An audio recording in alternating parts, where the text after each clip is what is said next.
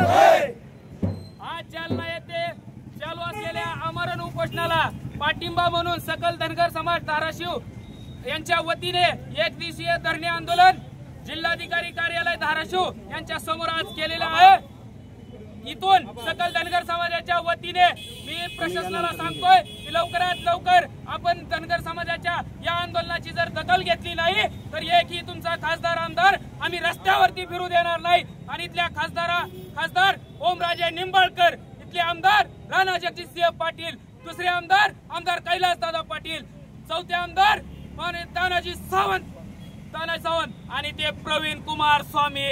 तुम्हाला पण सांगतोय जर धनगर समाजाच्या आरक्षणाच्या मागणीकडे जर आपण दुर्लक्ष केलं तर तुम्ही गावात फिरून दाखवा, तुम्हाला धनगर समाज जाणू मारल्याशिवाय राहणार नाही। ही धनगर समाजाच्या वतीने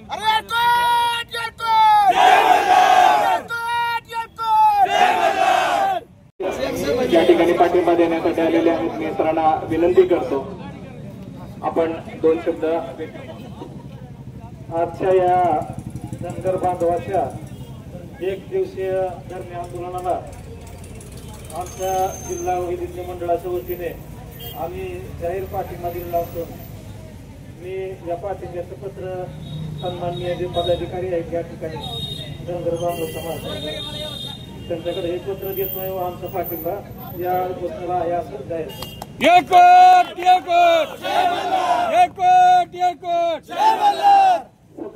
समाजाला गोष्टीमध्ये समावेश करावा यासाठी विशिष्ट मंडळातर्फे दिलेल्या पाठिंब्याचं आम्ही मनापासून आभार व्यक्त करतो आणि धन्यवाद देतो। जय मल्हार।